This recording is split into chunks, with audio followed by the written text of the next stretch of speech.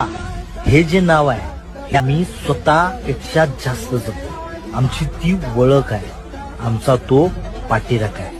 संपला विषय.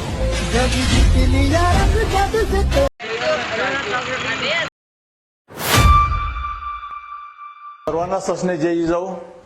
प्रथम दीपावलीच्या आणि बलिप्रतिपदेच्या आपणा सर्वांना हार्दिक हार्दिक शुभेच्छा. भावांनो, गेल्या अनेक महिन्यांपासून मराठा आरक्षणाचा मुद्दा या महाराष्ट्रामध्ये मोठ्या प्रमाणामध्ये गाजत आहे. मला यावर एकच बोलायचे, संभाजी ब्रिगेडची एक अधिकृत भूमिका म्हणून गेल्या 33 वर्षापासून मराठा समाजाचा सरसकट ओबीसी मध्ये समावेश करावा ही मागणी मराठा सेवा संघ आणि संभाजी ब्रिगेडच्या माध्यमातून महाराष्ट्रामध्ये आली. 1990 ला महाराष्ट्रामध्ये नागपूर अधिवेशनावर सर्व बहुजन समाजाचा मोर्चा विविध विषय घेऊन निघाला होता.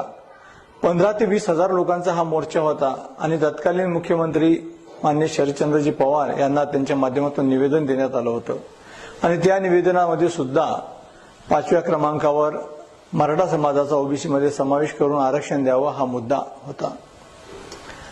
आणि हा मोर्चा बहुजन समाजाचा होता. याचा अर्थ तेली, माळी, कोळी, सांभार, तांबोळी सगळ्या समाजाच्या लोकांनी यांना सहकार्य केलेलं होतं आणि सगळ्या लोकांचा पाठिंबा होता. आणि म्हणून 1991च्या मराठा सेवा संघाच्या अधिवेशनामध्ये अधिकृतपणे आदरणीय पुरुषोत्तम खेडेकर साहेब यांनी एक भूमिका मांडली की मराठा समाजाचं संवैधानिक आरक्षण जर पाहिजे असेल तर ओबीसी शिवाय पर्याय नाही आणि म्हणून मराठा समाजाला सरसकट ओबीसी मध्ये समावेश करावा ही रास्त मागणी आदरणीय खेडेकर साहेबांनी मांडली. आणि महाराष्ट्रभरामध्ये तेव्हापासून वेळोवेळी मराठा आरक्षणासंदर्भात हाच मागणीचा आम्ही सातत्यानं मांडणी केलेली आहे. मधल्या काळात अनेक संघटनांनी वेगवेगळ्या पद्धतीने मराठा आरक्षण मागितलं, परंतु संभाजी ब्रिगेड याच भूमिकेवर ठाम होतं की ओबीसी शिवाय आरक्षण नाही. आणि 2007 मध्ये संभाजी ब्रिगेडच्या माध्यमातून महाराष्ट्रभर आंदोलन झाले. नागपूर अधिवेशनावर आमरण उपोषणासाठी 180 कार्यकर्ते संभाजी ब्रिगेडच्या वतीनं बसले होते. तत्कालीन मुख्यमंत्री माननीय दिवंगत विलासरावजी देशमुख यांनी सुद्धा सांगितलं होतं की मराठा समाजाला आपण आरक्षण देण्यासाठी कटिबद्ध आहोत, परंतु आणखीन त्याच्यावर चर्चा पुढे काही झालेली नाही. त्यांनी आश्वासन देऊन सुद्धा पुढे काही मार्ग निघाला नाही. आणि वेळोवेळी आंदोलनं झाली. 2008 ला आंदोलन झाले, 9 ला आंदोलन झाली आणि वेळोवेळी मराठा आरक्षणाच्या भूमिकेबद्दल संभाजी ब्रिगेडनं आंदोलन केलेलीच आहे. भूमिका या प्रसंगी एवढीच सांगायची की आज जे वर्तमान परिस्थितीमध्ये ओबीसी आणि मराठामध्ये जे जातीय तेढ निर्माण करण्याचं षडयंत्र चालू आहे ते कुठेतरी आज हाणून पाडणं गरजेचं आहे. कारण गावखेड्यामध्ये आपण जर गेलो तर ज्याला गावात घर नाही, शिवारात शेत नाही, बाजारात प्रतिष्ठा नाही असा समाज जर मोठ्या प्रमाणामध्ये तुम्हाला बघायला मिळत असेल तो मराठा समाज आहे. अंधश्रद्धेच्या चालीरीतीचा बळी पडलेला समाज मोठ्या प्रमाणामध्ये मराठा समाज आहे. आणि म्हणून जो समाज सामाजिक आणि आर्थिकदृष्ट्या मागासलेला आहे, तो समाजाला आरक्षण मिळालं पाहिजे ही भूमिका व्यापक आहे आणि रास्त आहे. आणि म्हणून संभाजी ब्रिगेडची भूमिका आहे की मराठा समाजाचा ओबीसी मध्ये समावेश करावा आणि यासाठी गाव खेड्यातला ओबीसी समाजाचा सुद्धा मराठा आरक्षणाला पाठिंबा आहे. कारण मराठा आरक्षणासाठी पाठिंबा देण्याचं ओबीसी समाजाचं कारण एकमेव एकच आहे की ओबीसी समाज त्यांचं जीवनमान राहणीमान आणि मराठा समाज यांचं जीवनमान राहणीमान हा एकच आहे. आणि मुळात विदर्भामध्ये जे सर्व कुणबी समाज आहे तो सर्व मराठा समाजाचा सगळे सोयरे नाते संबंधातला आहे. हे सगळे अनेक पुरावे देऊन सुद्धा झालेले आहेत. आणि म्हणून 1954 ला तत्कालीन कृषी मंत्री भाऊसाहेब पंजाबराव देशमुख यांनी महाराष्ट्रभर भ्रमंती केली आणि कुणबी प्रमाणपत्र घ्या, मराठा हा कुणबी आहे अशा पद्धतीने सांगितलं. त्यावेळेस ज्या मराठा समाजाच्या लोकांनी कुणबी लावलं त्यांना आज कुणबी प्रमाणपत्र मिळून ते ओबीसी मध्ये समाविष्ट आहेत. आणि ज्यांच्यामध्ये खोटा आविर्भाव आणि सरंजामशाहीचा अविशेष होता तो मराठा समाज कुणबी लावत नव्हता आणि तो आज आरक्षण मागत आहे.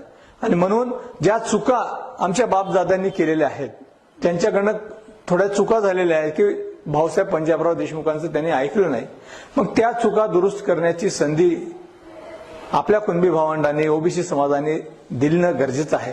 आणि म्हणून जी काही भूमिका ओबीसी मध्ये मराठा समाजाला घेण्याची आहे ती रास्त आहे. परंतु ओबीसी समाजाचा पाठिंबा मराठा आरक्षणासाठी आहे, परंतु ओबीसी नेत्यांचा आणि काही तत्कालीन मराठा नेत्यांचा पाठिंबा याला नाही आहे.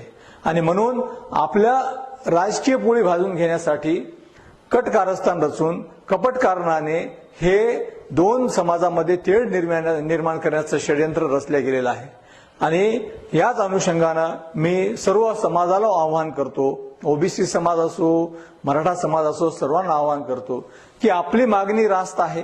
मराठा समाजाचं ओबीसीकरण ही मागणी आहे आणि ओबीसी समाजाचा सुद्धा गावखेड्यातल्या वाड्यात आड्यातल्या सर्व समाजाचा पाठिंबा आपल्याला आहे. त्यामुळं या 2-5 नेत्यांवर विसंबून आपण राहू नका. हे लोक जातीय तेढ निर्माण करण्यासाठी सरसावलेले आहेत. कोणाचा तरी एखाद्याचा आदेश घेऊन हे हेतुपुरस्सरपणे असे आता हे लोक इलेक्शन जवळ येत असताना हे करतात. आणि म्हणून समाजानं या नेत्यांच्या भूलथापांना बळी पडू नये आणि एकमेकांसोबत चांगलं समाधानानं सुखानं राहावं, नांदावं, हीच या प्रसंगी भावना मी व्यक्त करतो. आणि माझ्या सर्व मराठा समाज बांधवांना सुद्धा आवाहन करतो की आता आपल्याला जातीय तेढ निर्माण करायची नाही. आपण आपली रास्त भूमिका घेऊन चाललेलो आहेत.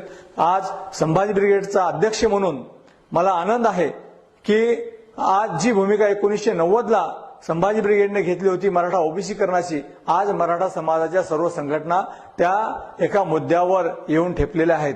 आणि तेच संवैधानिक आरक्षण आहे, तेच टिकणारं आरक्षण आहे. आणि म्हणून मराठा समाजाचा सरसगट ओबीसी मध्ये समावेश व्हावा ही मागणी रास्त आहे.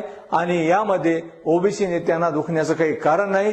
गावखेड्यातला ओबीसी समाज आमच्या पाठीमागे आहे. मराठा समाज आणि ओबीसी समाज गावखेड्यामध्ये गुन्ह्या गोविंदांना नांदत आहे. त्याच्यामध्ये तेढ निर्माण करण्याचं काम करू नका.